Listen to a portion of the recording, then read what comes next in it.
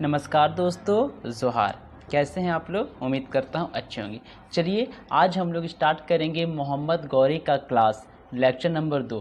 कल मैंने बताया था कि मोहम्मद गौरी भारत पे कैसे कैसे आक्रमण किए थे। ठीक है, कब तराइन का युद्ध हुआ था, तराइन का द्वितीय युद्ध कब हुआ था, गजनवी वंश का अंतिम शासक कौन था, खुसरो मलिक कौन था, तराइन का प्रथम युद्ध किसके साथ हुए, तराइन के द्वितीय युद्ध किसके साथ हुए, मोहम्मद गौरी का पहला पराजय कब हुआ, ये सारा चीज़ मैंने कल के वीडियो में बताया। आज मैं उसी को आगे बढ़ाऊंगा। आज का जो मैं आप लोग को वीडियो बताऊंगा, आज का जो मैं क्लास में बताऊंगा वो बताऊंगा मोहम्मद गौरी का मृत्यु तक। ठीक है, आज का जो मेरा क्लास होगा वो मोहम्मद गौरी की मृत्यु तक और साथ ही साथ कुतुबुद्दीन ऐबक की जानकारी भी थोड़ा बहुत मैं आपको दूंगा। तो चलिए शुरू करते हैं क्लास को। सबसे पहले इस चैनल पे नए हैं तो चैनल को सब्सक्राइब कीजिएगा, लाइक कीजिएगा और शेयर कीजिएगा। चलिए दोस्तों शुरू करते हैं आज की क्लास को। चलो देखते हैं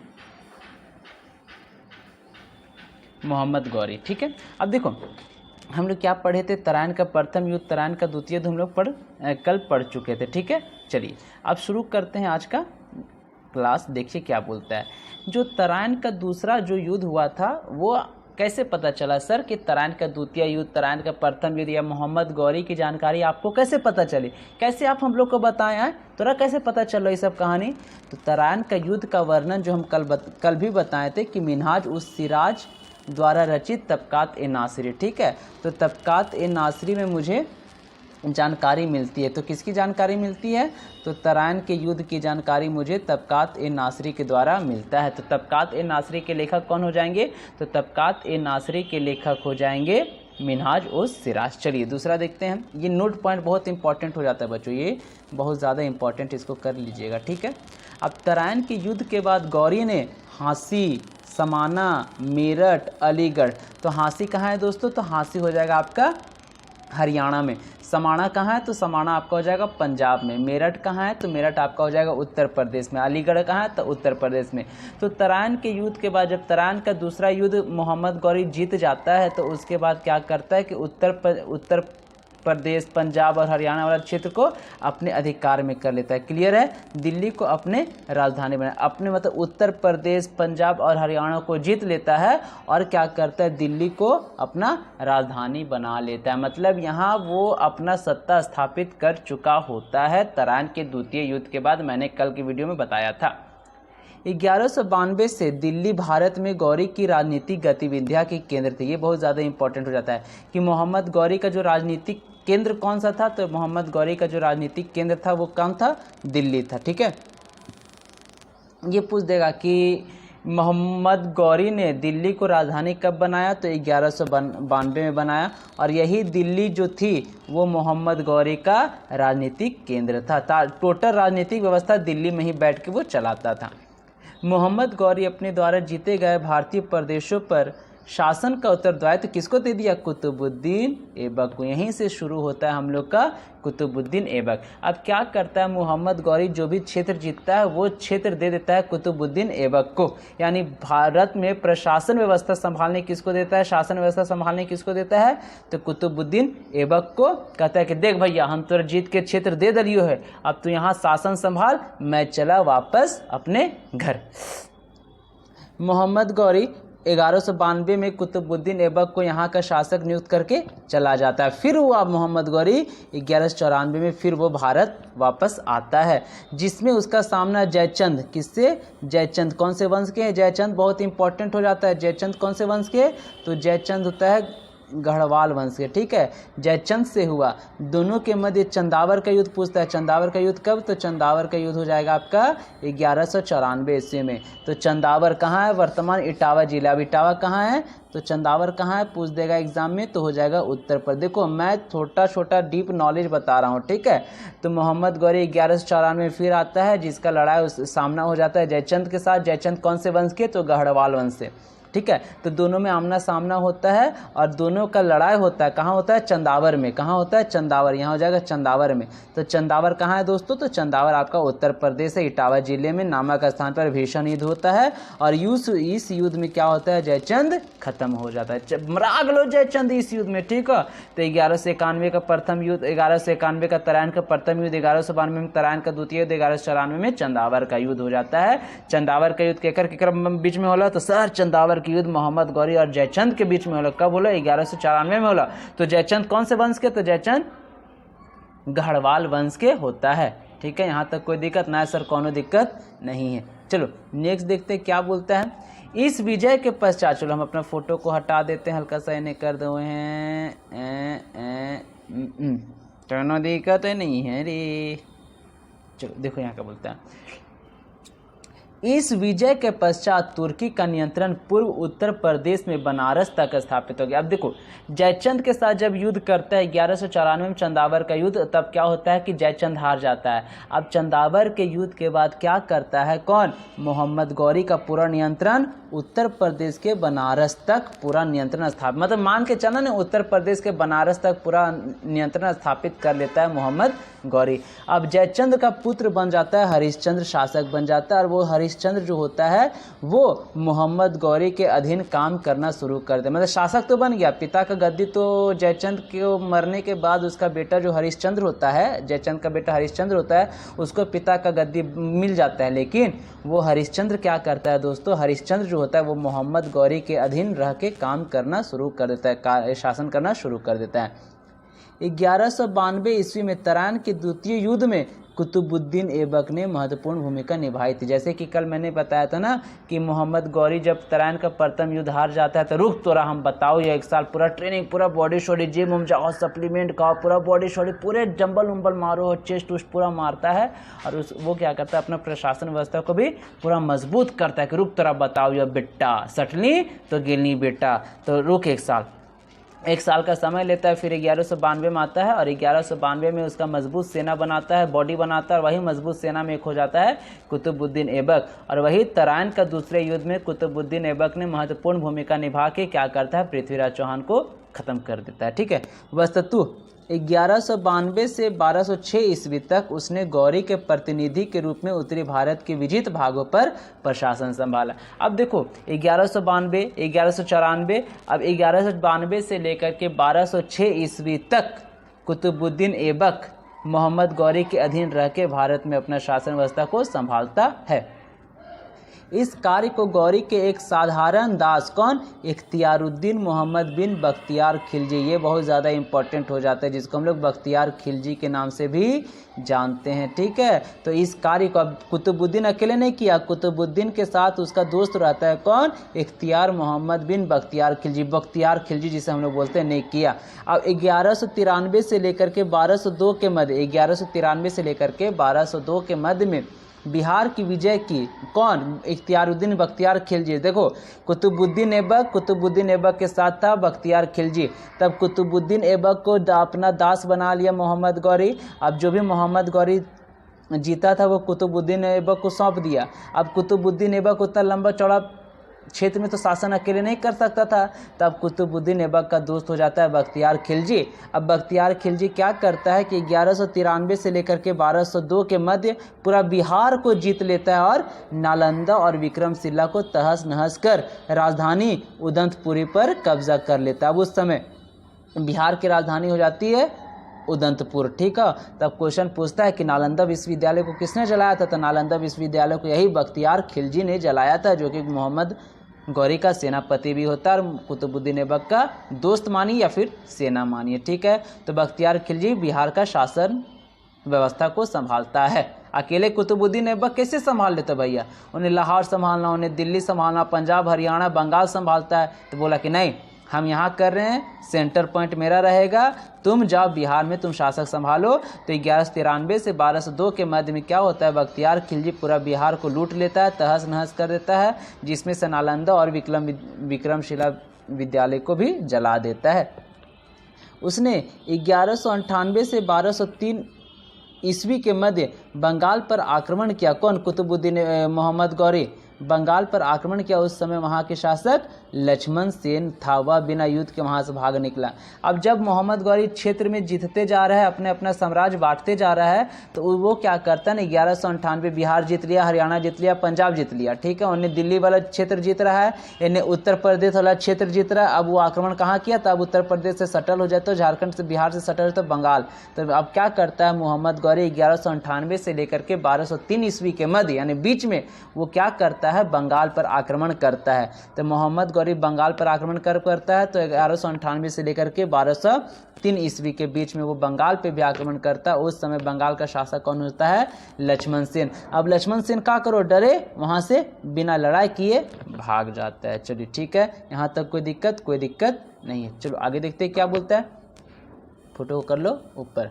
अब देखो, तुर्की सेना ने राजधानी नदिया यानी वेस्ट बंगाल पर में प्रवेश कर बुरी तरह लूटपाट किया। वही देखो, तुर्की का सेना यानी मोहम्मद गौरी ने क्या किया कि नदिया यानी वेस्ट बंगाल में प्रवेश कर वेस्ट बंगाल को पूरा लूट लिया। और वही जो बंगाल से जो लक्ष्मण सेन भागा था, वही जाके लक्ष्मण सेन ने नदिया में भागकर बंगाल के पूरा वाला क्षेत्र में क्या किया था, शरण लिया था। और वहीं कुछ समय तक शासन करते रहा। कौन, तो वो लक्ष्मण सेन क्या किया, बंगाल से भाग के बंगाल का पूर्वी वाला क्षेत्र में नुक गया और वहीं से कुछ समय तक शासन चलाते रहा। बोलने का मतलब है ना कि वो तो बंगाल का शासन था, लेकिन बंगाल का पूर्वी वाला क्षेत्र में रुक के वो शासन करने लगे। हम यहीं रुकल रहो, लेकिन हमारे कहते हुए तो इनके सब काम करना, इस ना सोचना कि हम मर गलियो, हम यहाँ से तो इनका ऑर्डर देबो तो इनके सब काम करना हो रेचेंगे, हम तो नुकलियो, ठीक, हम नुक के अपना शासन चलाएंगे। मोहम्मद गौरी का जो अंतिम आक्रमण हो जाता है वो 1205 ईस्वी में हो जाता है। तो कहाँ, पंजाब में। कौन सा, मोहम्मद गौरी का अंतिम आक्रमण पंजाब में खोखर विद्रोह को दबाने के लिए वापस भारत आया। फिर वापस आता है 1205 में। कहाँ आता है, पंजाब में। क्यों आता है, तो पंजाब में एक होते खोखर जनजाति, खोखर विद्रोह होता है, तो उस विद्रोह को दबाने के लिए वो भारत आया और उसका नरसंहार आया। इतना खतरनाक वो युद्ध था ना, इतना खतरनाक विद्रोह था कि मोहम्मद गौरी वापस भारत आता है, और जो भी खोखर जनजाति होते हैं, जो भी मिलता है उसके अंदर में सबको काट ले छाट ले चलता, हत्या नरसंहार पूरा काट देवे। तो नरसंहार, नाखून काट दिया, उंगली काट दिया, कान आधा काट के छोड़ दे रहा है, नाक इन्ने वाला काट दिया, इन्ने वाला छोड़ दिया, आँख के ऊपर वाला काट के छोड़ दिया, होंठ ऐसे आधा काट के छोड़ दिया, मतलब कि नरसंहार खत्म कर दिया, ठीक है। अब वापस गजनी जब लौट रहा था, कौन, मोहम्मद गौरी खोखर विद्रोह पंजाब को तहस नहस करके जब वह वापस गजनी लौट रहा था, तो सिंधु नदी के तट पर, कहाँ, सिंधु के नदी तट पर दमियक नामक स्थान पर, कहाँ दोस्तों, दमियक नामक स्थान पर नमाज पढ़ते समय, देखो नमाज पढ़ते समय 15 मार्च 1206 ईस्वी को, कहाँ पे, तो दमियक नामक स्थान पर नमाज पढ़ते समय 15 मार्च 1206 को अफरीदी कर्मार्थी कबीलों द्वारा क्या करता है, मोहम्मद गौरी की हत्या कर दी गई। जो भैया मोहम्मद गौरी मर गया, खत्म, बहुत सताया सबको। 1206 में उसकी मृत्यु हो जाती है दमियक नामक स्थान पर सिंधु नदी के तट पर। अब कैसे, तो नमाज पढ़ रहा था, पीछे से आके कोई मार दिया। अब क्या होता है, मोहम्मद गौरी की हत्या के पश्चात उत्तराधिकारियों ने स्वयं को स्वतंत्र घोषित कर दिया। अरे मर गलो रे, हमारे मलिकवा मर गलो रे, अब हमारे आज़ादी हो रे, बड़ी हमारे पर जुल्म करल को, अरे ये बोलते बोलते जो भी उसका उत्तराधिकारी होते हैं वो अपने आप को फ्रीडम फील करना शुरू कर देते हैं मोहम्मद गौरी के मरने के बाद। यल्दौज जो गौरी का ही एक गुलाम था को गजनी प्राप्त हुआ। अब देखो, गौरी, मोहम्मद गौरी का ही एक गुलाम था जिनका नाम रहता है यल्दौज। अब गौरी के जगह उसको मिल जाता है गद्दी का शासक। यहाँ तक कोई दिक्कत ना है सर, कोई दिक्कत ना, तो नहीं सुन बे चंगा, तो नहीं सुन बे दिक्कत ना है सर, कोई दिक्कत नहीं है। चलो आगे बढ़ते हैं। देखो अब आगे बढ़ के क्या है, ठीक है, चलिए मैं इसको यहाँ कर देता हूँ। तो देखिए, आपको फोटो को दिक्कत नहीं करना है, बस आपको मेन कंटेंट को समझना है। अब 1206 ईस्वी में मोहम्मद गौरी की मृत्यु के पश्चात कुतुबुद्दीन ऐबक ने लाहौर से सत्ता प्रारंभ की और उसे अपनी राजधानी घोषित कर दिया। अब देखो, राजनीतिक केंद्र मोहम्मद गौरी का था दिल्ली। अब क्या होता है, मोहम्मद गौरी के मरने के बाद 1206 में जब कुतुबुद्दीन ऐबक लाहौर का शासक बनता है, कुतुबुद्दीन ऐबक लाहौर से क्या करता है, जब दिल्ली का शासक बनता है तो लाहौर को अपना राजधानी बनाता है और लाहौर से ही सबसे पहले वो लाहौर से ही शासन स्थापित करता है, लाहौर से ही क्या करता है, शासन चलाता है और लाहौर को ही अपनी राजधानी घोषित करता है। नोट बहुत इंपॉर्टेंट है। मोहम्मद गौरी के दरबारी कवि फ़खरुद्दीन गाजी एवं निज़ामी उरूजी थे। बहुत इंपॉर्टेंट है कि मोहम्मद गौरी के दरबारी कवि इनमें से कौन थे, तो फ़खरुद्दीन गाजी एवं निज़ामी उरूजी थे। चलिए दूसरा क्या बोलता है, नोट नंबर 2, ख्वाजा देखो ये बहुत ज़्यादा इंपॉर्टेंट है, इसको इंपॉर्टेंट कर लिए रचेंगा।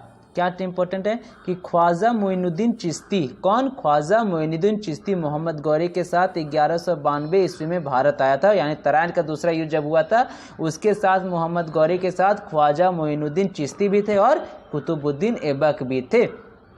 तो ख्वाजा मोइनुद्दीन चिश्ती भारत में 1192 में आया और आयते के साथ हम अजमेर जबो, कहना हम कहाँ जबो, अजमेर गए। और वही अजमेर में ख्वाजा मोइनुद्दीन चिश्ती ने ही भारत में चिश्ती संप्रदाय की स्थापना की, यानी भारत में चिश्ती संप्रदाय का स्थापना किसने किया, तो मोइनुद्दीन चिश्ती। तो मोइनुद्दीन चिश्ती भारत किसके साथ आया, तो सर मोहम्मद गौरी के साथ आया। कब आया, तो 1192 में आया और आते के साथ अजमेर गया। अब देखिएगा इस्लाम धर्म के लोग अजमेर शरीफ जाते हैं जो कि राजस्थान में होता है, ठीक है। और वहीं ख्वाजा मोइनुद्दीन चिश्ती की ही वहाँ क्या है, चिश्ती संप्रदाय का स्थापना करते और वहीं इनकी मृत्यु हो जाती है और उन्हीं का दरगाह है कहाँ, तो चिश्ती मोइनुद्दीन चिश्ती की दरगाह आपका अजमेर में होता है, जो कि मुसलमान लोग अजमेर शरीफ जाते हैं।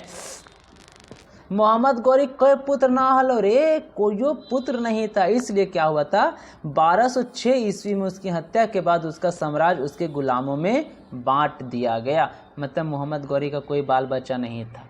तो मोहम्मद गौरी जब मरा तो ओकर जो भी जीता हुआ क्षेत्र था, जो भी उसका साम्राज्य था, उसके गुलामों में बांट दिया गया, ठीक है। चलो आगे बढ़ते हैं। अब गुलामों में बांट दिया गया का बोलने का मतलब देखो, पहला था कौन, ताजुद्दीन यल्दौज। तो ताजुद्दीन यल्दौज को कौन सा क्षेत्र मिल गया, तो उसको मिल गया गजनी, उसका क्षेत्र गजनी का क्षेत्र किसको मिला, ताजुद्दीन यल्दौज को। कुतुबुद्दीन ऐबक को लाहौर दिल्ली का शासक मिल गया।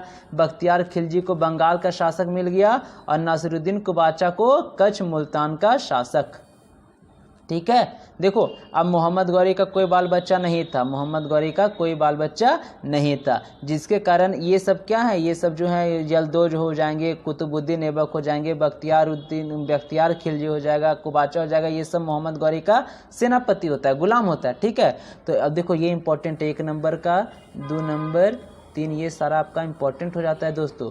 तो मोहम्मद गौरी के मरने के बाद गजनी का शासक किसे नियुक्त किया जाता है, तो ताजुद्दीन यल्दौज को कौन सा, कहाँ का शासक क्षेत्र मिलता है, तो गजनी का। कुतुबुद्दीन ऐबक को कौन सा क्षेत्र मिलता है, तो लाहौर दिल्ली का, ठीक है।